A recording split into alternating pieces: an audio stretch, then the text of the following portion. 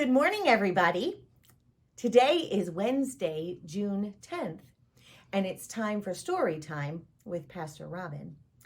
Just a reminder that we're here on Mondays and Wednesdays, so we'll be back again next Monday for story time. But today we're reading Your Favorites and Mine. This one is called Cloudy with a Chance of Meatballs, and it's written by Judy Barrett, and it's drawn by, or the illustrator or pictures are by, Ron Barrett.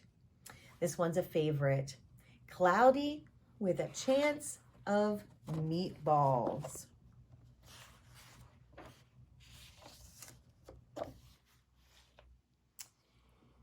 We were all sitting around the big kitchen table. It was Saturday morning, pancake morning.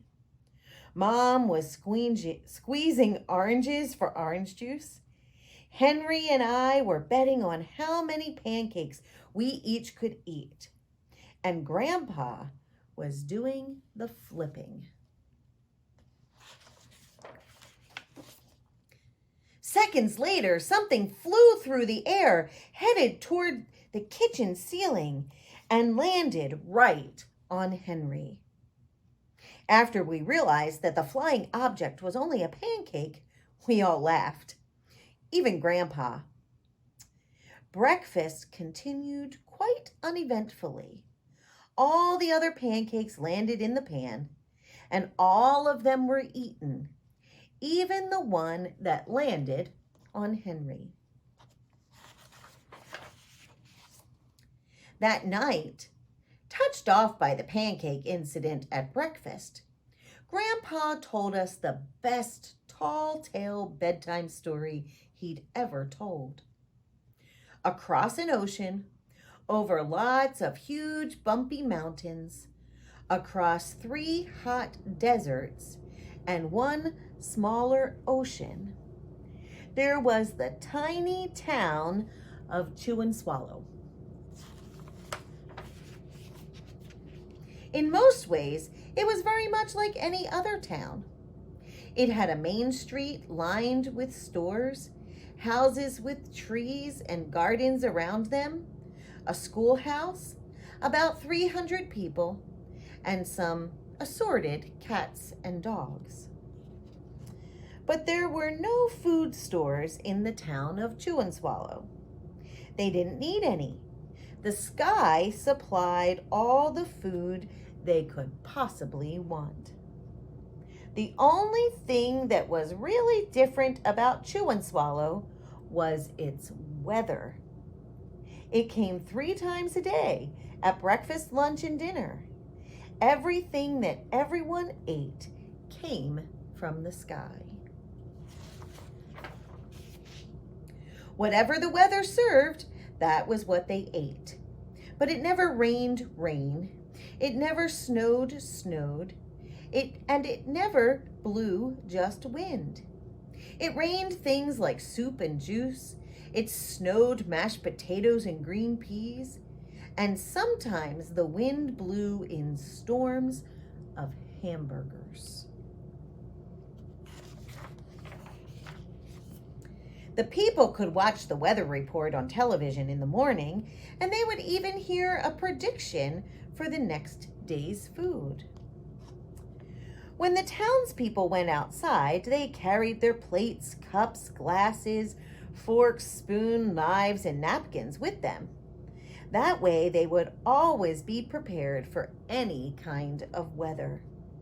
If there were leftovers, and there usually were, the people took them home and put them in their refrigerators in case they got hungry between meals.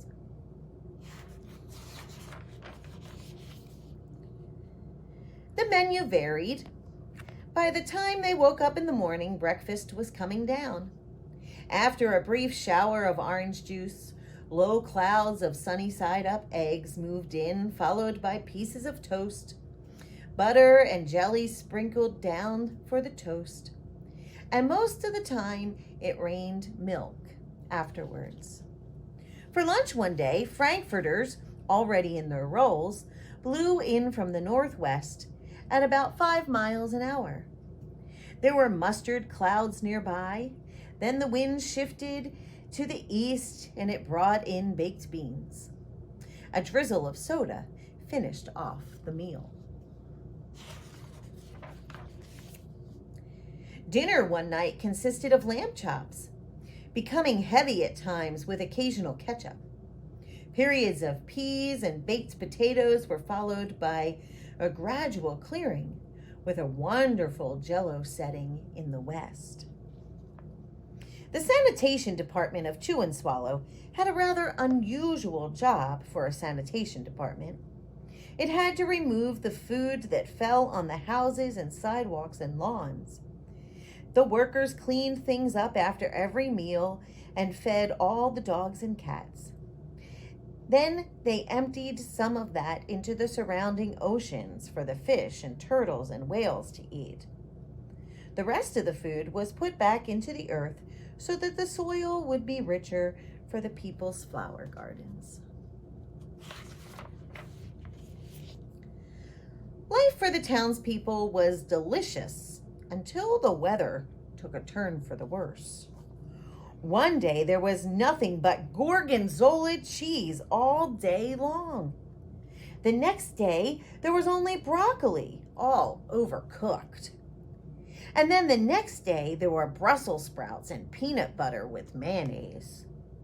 Another day there was a pea soup fog. No one could see where they were going, and they could barely find the rest of the meal that got stuck in the fog. The food was getting larger and larger, and so were the portions. The people were getting frightened. Violent storms blew up frequently. Awful things were happening. One Tuesday, there was a hurricane of bread and rolls all day long and into the night. There were soft rolls and hard rolls, some with seeds and some without. There was white bread and rye and whole wheat toast. Most of it was larger than they had ever seen bread and rolls before. It was a terrible day. Everyone had to stay indoors. Roofs were damaged, and the sanitation department was beside itself. The mess took the workers 4 days to clean up, and the sea was full of floating rolls. To help out, the people piled up as much bread as they could in their backyards. The birds picked at it a bit, but it just stayed there and got staler and staler. There was a storm of pancakes one morning and a downpour of maple syrup that nearly flooded the town. A huge pancake covered the school. No one could get it off because of its weight, so they had to close the school. Lunch one day brought 15-inch drifts of cream cheese and jelly sandwiches. Everyone ate themselves sick, and the day ended with a stomachache. There was an awful salt and pepper wind, accompanied by an even worse tomato tornado. People were sneezing themselves silly and running to avoid the tomatoes. The town was a mess. There were seeds and pulp everywhere. The sanitation department gave up. The job was too big. Everyone feared for their lives. They couldn't go outside most of the time. Many houses had been badly damaged by giant meatballs, stores were boarded up, and there was no more school for the children. So a decision was made to abandon the town of Chew and Swallow. It was a matter of survival. The people glued together the giant pieces of stale bread, sandwich style with peanut butter. They took the absolute necessities with them and set sail on their rafts for a brand new land. After being afloat for a week, they finally reached a small coastal town, which welcomed them. The bread had held up surprisingly well. well enough for them to build temporary houses for themselves out of it. The children began school again, and the adults all tried to find places for themselves in the new land.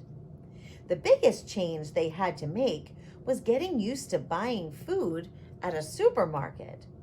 They found it odd that the food was kept on shelves, packaged in boxes, cans, and bottles. Meat that had to be cooked was kept in large refrigerators. Nothing came down from the sky except rain and snow. The clouds above their heads were not made of fried eggs. No one ever got hit by a hamburger again. And nobody dared go back to Chew and Swallow to find out what had happened to it. They were too afraid. Henry and I were awake until the very end of Grandpa's story. I remember his goodnight kiss. The next morning, we woke up to see snow falling outside our window. We ran downstairs for breakfast and ate it a little faster than usual so we could go sledding with Grandpa. It's funny, but even as we were sliding down the hill, we thought we saw a giant pat of butter at the top. And we could almost smell mashed potatoes. The end. Well, I hope you enjoyed story time today and this silly tall tale. Again, we are here on Mondays and Wednesdays. And if you have a story that you would like for me to read, be sure to let me know about it or bring the story by the church office. Again, we'll be back here next Monday, June 15th at 10 o'clock for story time. So have a great weekend, and we'll see you then. Bye.